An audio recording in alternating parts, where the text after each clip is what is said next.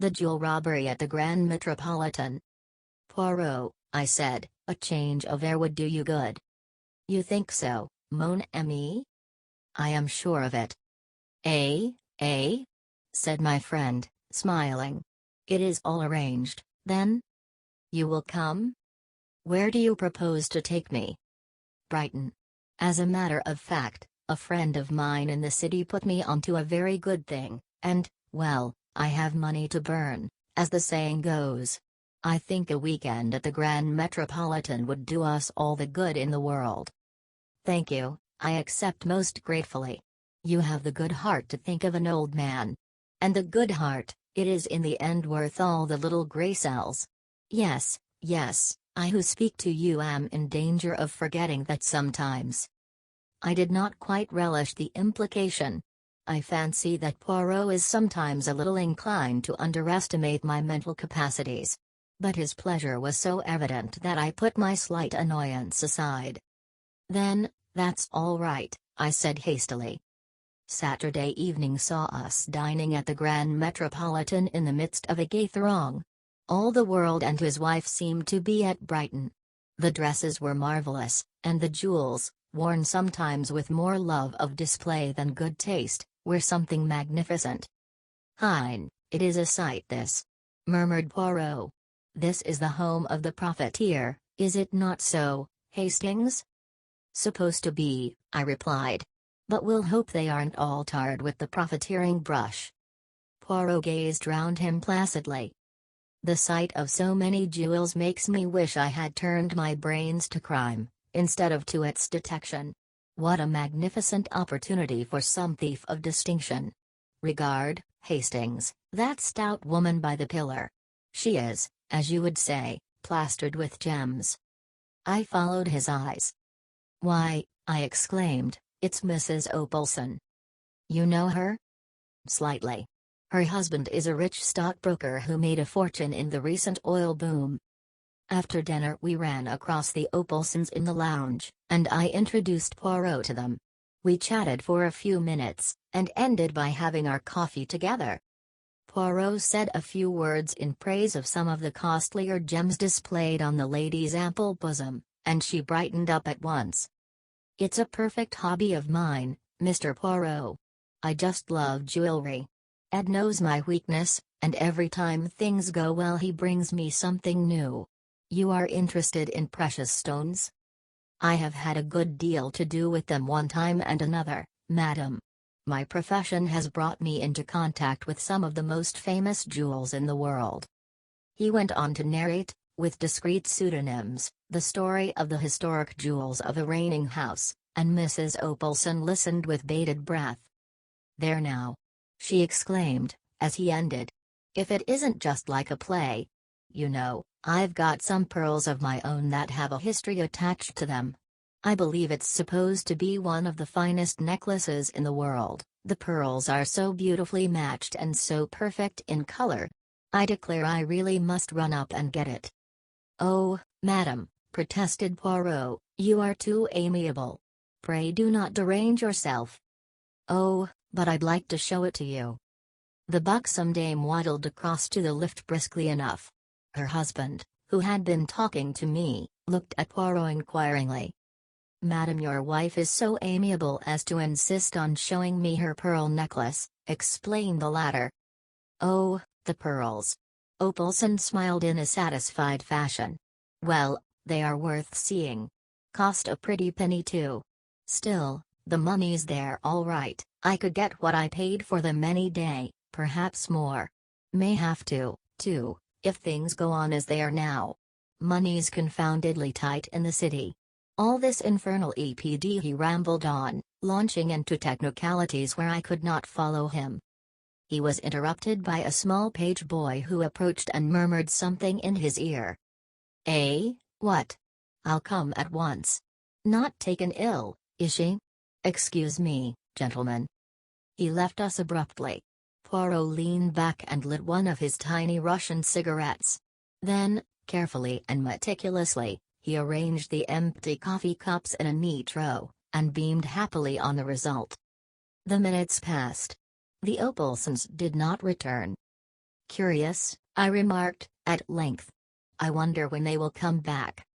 Poirot watched the ascending spirals of smoke, and then said thoughtfully, "They will not come back." "Why?" "Because, my friend, something has happened." "What sort of thing? How do you know?" I asked curiously. Poirot smiled. "A few moments ago the manager came hurriedly out of his office and ran upstairs. He was much agitated. The lift boy is deep in talk with one of the pages. The lift bell has rung 3 times, but he heeds it not. Thirdly, even the waiters are distrait, and to make a waiter distrait," Poirot shook his head with an air of finality. "The affair must indeed be of the first magnitude. Ah, it is as I thought. Here come the police." 2 men had just entered the hotel, one in uniform, the other in plain clothes. They spoke to a page, and were immediately ushered upstairs. A few minutes later, the same boy descended and came up to where we were sitting. "Mr. Opelson's compliments, and would you step upstairs?" Poirot sprang nimbly to his feet. One would have said that he awaited the summons. I followed with no less alacrity. The Opelsons' apartments were situated on the first floor. After knocking on the door, the page boy retired, and we answered the summons, "Come in." A strange scene met our eyes. The room was Mrs. Opelson's bedroom, and in the center of it, lying back in an armchair, was the lady herself, weeping violently. She presented an extraordinary spectacle, with the tears making great furrows in the powder with which her complexion was liberally coated. Mr. Opelson was striding up and down angrily. The 2 police officials stood in the middle of the room, one with a notebook in hand. An hotel chambermaid, looking frightened to death, stood by the fireplace, and on the other side of the room a Frenchwoman, obviously Mrs. Opelson's maid, was weeping and wringing her hands, with an intensity of grief that rivaled that of her mistress. Into this pandemonium stepped Poirot, neat and smiling. Immediately, with an energy surprising in one of her bulk, Mrs. Opelson sprang from her chair towards him. "There now, Ed may say what he likes, but I believe in luck, I do. It was fated I should meet you the way I did this evening, and I've a feeling that if you can't get my pearls back for me nobody can. Calm yourself, I pray of you, madam." Poirot patted her hand soothingly. "Reassure yourself. All will be well. Hercule Poirot will aid you." Mr. Opelson turned to the police inspector. "There will be no objection to my, calling in this gentleman, I suppose?" "None at all, sir," replied the man civilly, but with complete indifference. "Perhaps now your lady's feeling better she'll just let us have the facts?" Mrs. Opelson looked helplessly at Poirot. He led her back to her chair. "Seat yourself, madam, and recount to us the whole history without agitating yourself." Thus abjured, Mrs. Opelson dried her eyes gingerly, and began. "I came upstairs after dinner to fetch my pearls for Mr. Poirot here to see. The chambermaid and Celestine were both in the room as usual." "Excuse me, madam, but what do you mean by as usual?" Mr. Opelson explained. "I make it a rule that no one is to come into this room unless Celestine, the maid, is there also. The chambermaid does the room in the morning while Celestine is present, and comes in after dinner to turn down the beds under the same conditions, otherwise she never enters the room." "Well, as I was saying," continued Mrs. Opelson, "I came up. I went to the drawer here," she indicated the bottom right-hand drawer of the knee-hole dressing table, "took out my jewel case and unlocked it. It seemed quite as usual, but the pearls were not there." The inspector had been busy with his notebook. "When had you last seen them?" he asked. "They were there when I went down to dinner." "You are sure?" "Quite sure.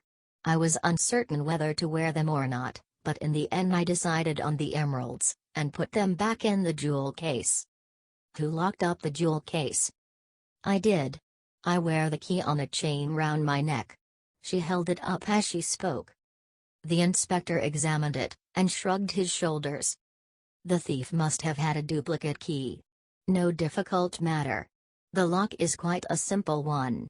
What did you do after you'd locked the jewel case? I put it back in the bottom drawer where I always keep it. You didn't lock the drawer? No, I never do. My maid remains in the room till I come up, so there's no need. The inspector's face grew graver. Am I to understand that the jewels were there when you went down to dinner, and that since then the maid has not left the room? Suddenly, as though the horror of her own situation for the first time burst upon her, Celestine uttered a piercing shriek, and, flinging herself upon Poirot, poured out a torrent of incoherent French. The suggestion was infamous.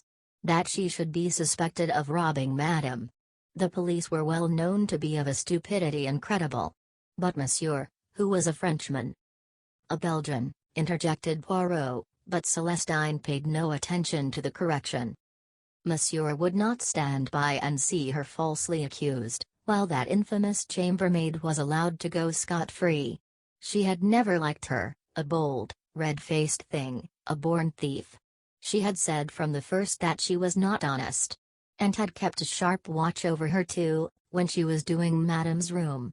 Let those idiots of policemen search her, and if they did not find Madame's pearls on her it would be very surprising.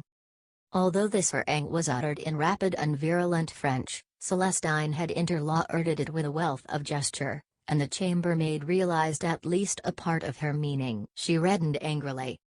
If that foreign woman's saying I took the pearls, it's a lie, she declared heatedly. I never so much as saw them. Search her, screamed the other. You will find it is as I say. You're a liar, do you hear? Said the chambermaid, advancing upon her. Stole them yourself, and want to put it on me. Why, I was only in the room about 3 minutes before the lady come up, and then you were sitting here the whole time, as you always do, like a cat watching a mouse. The inspector looked across inquiringly at Celestine. Is that true? Didn't you leave the room at all? I did not actually leave her alone, admitted Celestine reluctantly, but I went into my own room through the door here twice, once to fetch a reel of cotton, and once for my scissors. She must have done it then. You wasn't gone a minute, retorted the chambermaid angrily. Just popped out and in again. I'd be glad if the police would search me. I've nothing to be afraid of. At this moment there was a tap at the door. The inspector went to it. His face brightened when he saw who it was. Ah, he said. That's rather fortunate. I sent for one of our female searchers, and she's just arrived. Perhaps if you wouldn't mind going into the room next door. He looked at the chambermaid, who stepped across the threshold with a toss of her head, the searcher following her closely. The French girl had sunk sobbing into a chair. Poirot was looking round the room, the main features of which I have made clear by a sketch. A sketch of the bedroom, adjoining maid's room, and corridor. Where does that door lead? He inquired, nodding his head towards the one by the window. Into the next apartment, I believe, said the inspector. It's bolted, anyway, on this side. Poirot walked across to it, tried it, then drew back the bolt and tried it again. And on the other side as well, he remarked. Well, that seems to rule out that. He walked over to the windows, examining each of them in turn. And again, nothing. Not even a balcony outside. Even if there were, said the inspector impatiently, I don't see how that would help us, if the maid never left the room. Evident, said Poirot, not disconcerted. As mademoiselle is positive she did not leave the room. He was interrupted by the reappearance of the chambermaid and the police searcher. Nothing, said the latter laconically. I should hope not, indeed, said the chambermaid virtuously. And that French hussy ought to be ashamed of herself taking away an honest girl's character. There, my girl, that's all right, said the inspector, opening the door. Nobody suspects you. You go along and get on with your work. The chambermaid went unwillingly. Going to search her? She demanded, pointing at Celestine. Yes. He shut the door on her and turned the key. Celestine accompanied the searcher into the small room in her turn. A few minutes later she also returned. Nothing had been found on her. The inspector's face grew graver. "I'm afraid I'll have to ask you to come along with me all the same, miss." He turned to Mrs. Opelson. "I'm sorry, madam, but all the evidence points that way. If she's not got them on her, they're hidden somewhere about the room." Celestine uttered a piercing shriek, and clung to Poirot's arm. The latter bent and whispered something in the girl's ear. She looked up at him doubtfully. See, mon enfant, I assure you it is better not to resist." Then he turned to the inspector. "You permit, monsieur? A little experiment, purely for my own satisfaction." "Depends on what it is," replied the police officer noncommittally. Poirot addressed Celestine once more. "You have told us that you went into your room to fetch a reel of cotton. Whereabouts was it?" "On the top of the chest of drawers, monsieur." "And the scissors?" "They also." "Would it be troubling you too much, mademoiselle, to ask you to repeat those two actions? You were sitting here with your work, you say?" Celestine sat down, and then, at a sign from Poirot, rose, passed into the adjoining room, took up an object from the chest of drawers, and returned. Poirot divided his attention between her movements and a large turnip of a watch which he held in the palm of his hand. "Again, if you please, mademoiselle." At the conclusion of the second performance, he made a note in his pocket-book, and returned the watch to his pocket. "Thank you, mademoiselle. And you, monsieur," he bowed to the inspector, "for your courtesy." The inspector seemed somewhat entertained by this excessive politeness. Celestine departed in a flood of tears, accompanied by the woman and the plainclothes official. Then, with a brief apology to Mrs. Opelson, the inspector set to work to ransack the room. He pulled out drawers, opened cupboards, completely unmade the bed, and tapped the floor. Mr. Opelson looked on skeptically. "You really think you will find them?" "Yes, sir. It stands to reason. She hadn't time to take them out of the room. The lady's discovering the robbery so soon upset her plans. No, they're here right enough. One of the two must have hidden them, and it's very unlikely for the chambermaid to have done so." "More than unlikely, impossible," said Poirot quietly. "Eh?" The inspector stared. Poirot smiled modestly. "I will demonstrate. Hastings, my good friend, take my watch in your hand, with care. It is a family heirloom. Just now I timed mademoiselle's movements. Her first absence from the room was of 12 seconds, her second of 15. Now observe my actions. Madame will have the kindness to give me the key of the jewel case. I thank you. My friend Hastings will have the kindness to say go." "Go," I said. With almost incredible swiftness, Poirot wrenched open the drawer of the dressing table, extracted the jewel case, fitted the key in the lock, opened the case, selected a piece of jewelry, shut and locked the case, and returned it to the drawer, which he pushed to again. His movements were like lightning. "Well, mon ami?" he demanded of me breathlessly.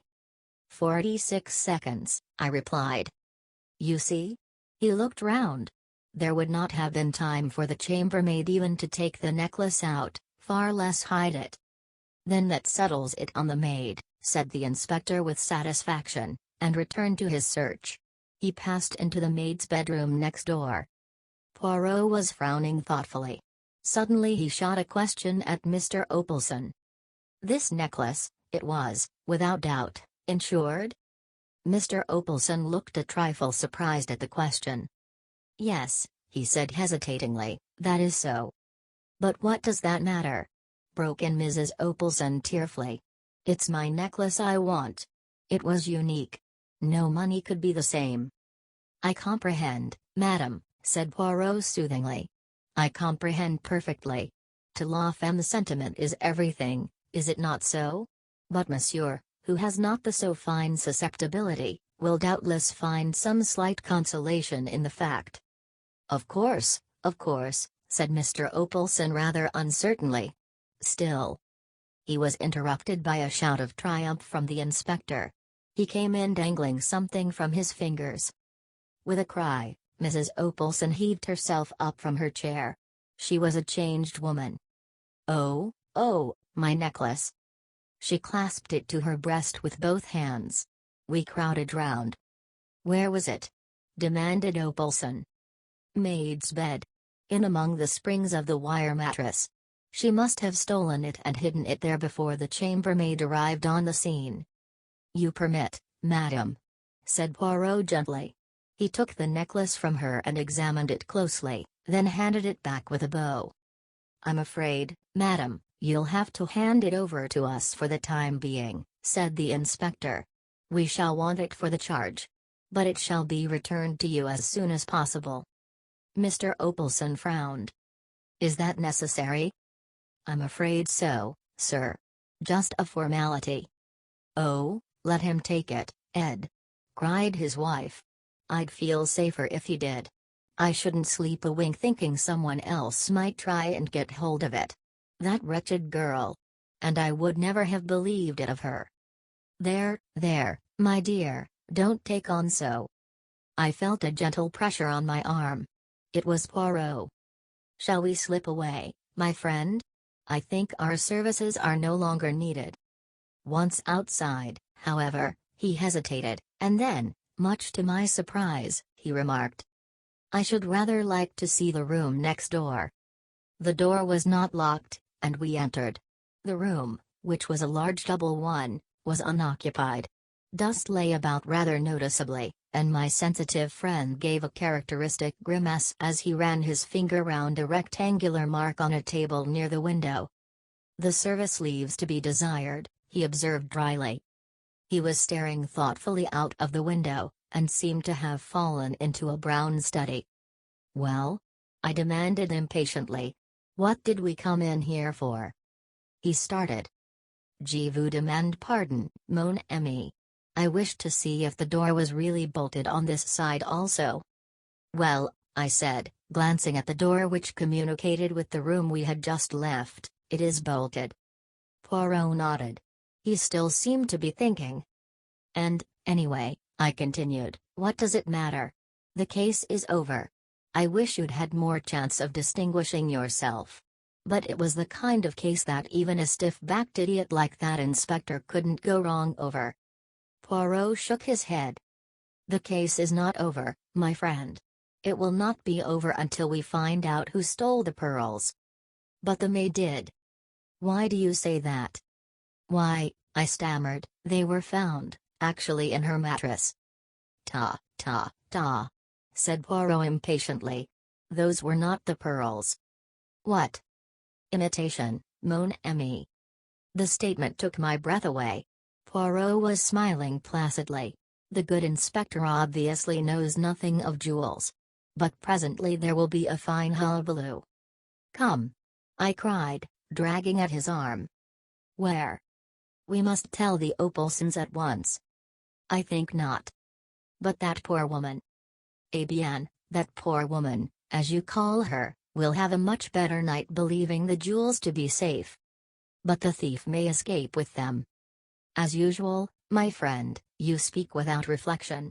How do you know that the pearls Mrs. Opelson locked up so carefully tonight were not the false ones, and that the real robbery did not take place at a much earlier date?" "Oh," I said, bewildered. "Exactly," said Poirot, beaming. "We start again." He led the way out of the room, paused a moment as though considering, and then walked down to the end of the corridor, stopping outside the small den where the chambermaids and valets of the respective floors congregated. Our particular chambermaid appeared to be holding a small court there, and to be retailing her late experiences to an appreciative audience. She stopped in the middle of a sentence.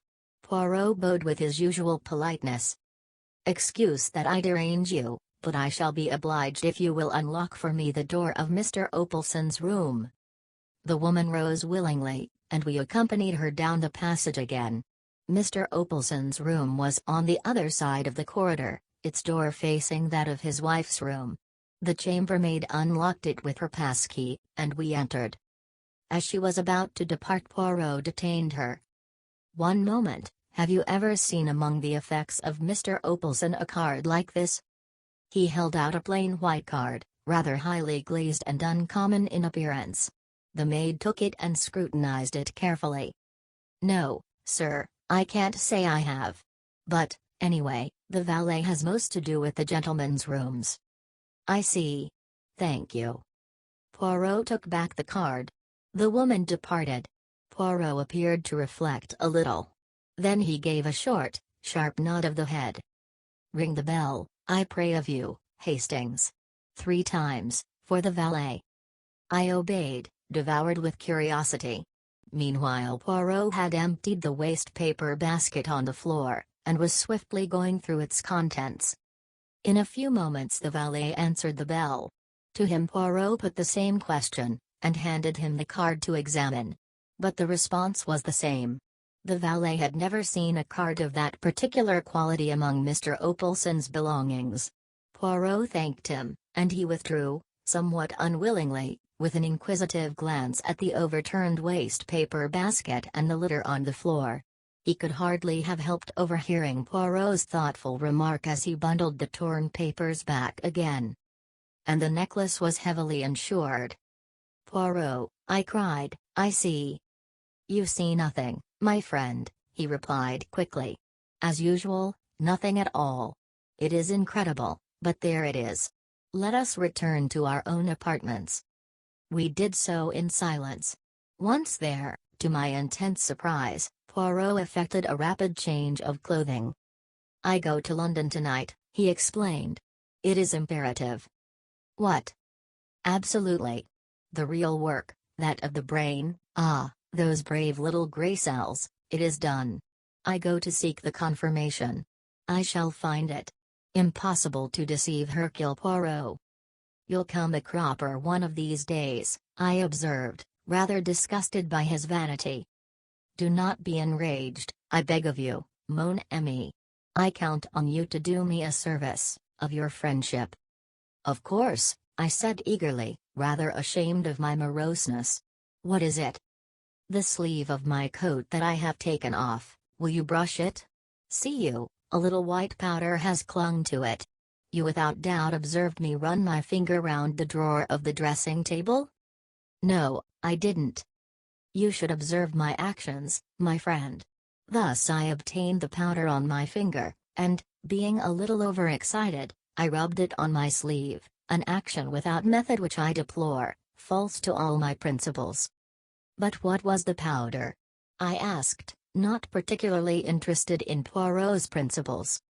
"Not the poison of the Borgias," replied Poirot, with a twinkle. "I see your imagination mounting. I should say it was French chalk." "French chalk?" "Yes, cabinet makers use it to make drawers run smoothly." I laughed. "You old sinner. I thought you were working up to something exciting.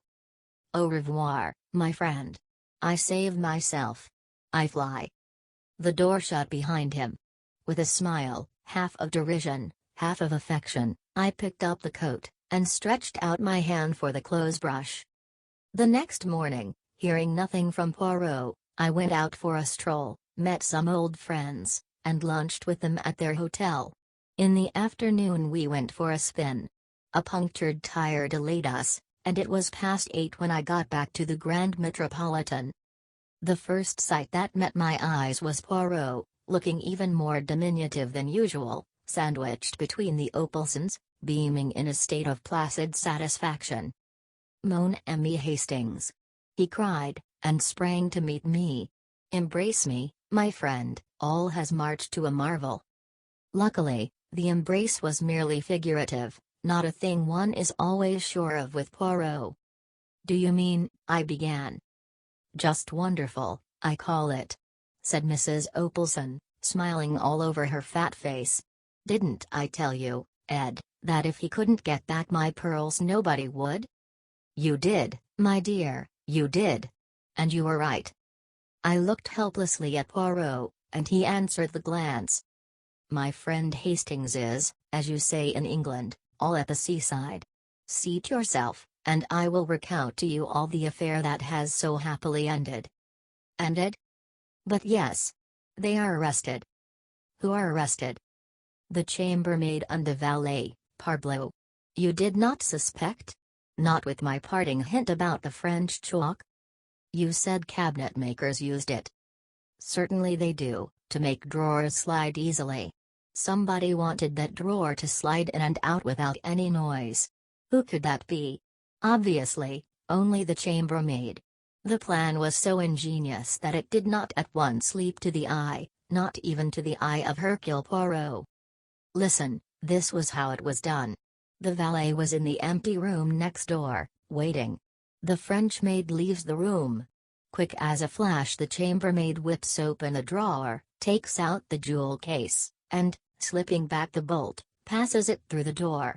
The valet opens it at his leisure with the duplicate key with which he has provided himself, extracts the necklace, and waits his time. Celestine leaves the room again, and, PST exclamation mark in a flash the case is passed back again and replaced in the drawer. Madame arrives, the theft is discovered. The chambermaid demands to be searched, with a good deal of righteous indignation, and leaves the room without a stain on her character. The imitation necklace with which they have provided themselves has been concealed in the French girl's bed that morning by the chambermaid, a master stroke, sir. But what did you go to London for? You remember the card? Certainly. It puzzled me, and puzzles me still. I thought. I hesitated delicately, glancing at Mr. Opelson. Poirot laughed heartily. Unblag. For the benefit of the valet. The card was one with a specially prepared surface, for fingerprints. I went straight to Scotland Yard, asked for our old friend Inspector Japp, and laid the facts before him. As I had suspected, the fingerprints proved to be those of two well-known jewel thieves who have been wanted for some time.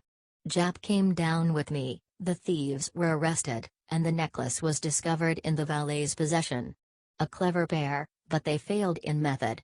Have I not told you, Hastings, at least 36 times, that without method? At least 36,000 times. I interrupted. But where did their method break down? Mon ami, it is a good plan to take a place as chambermaid or valet, but you must not shirk your work. They left an empty room undusted, and therefore, when the man put down the jewel case on the little table near the communicating door, it left a square mark. I remember, I cried. Before, I was undecided. Then, I knew. There was a moment's silence.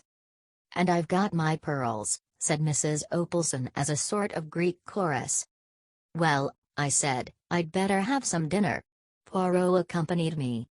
This ought to mean kudos for you, I observed. Pas du tout, replied Poirot tranquilly. Japp and the local inspector will divide the credit between them. But he tapped his pocket. I have a check here, from Mr. Opelson, and, how say you, my friend? This weekend has not gone according to plan. Shall we return here next weekend, at my expense this time?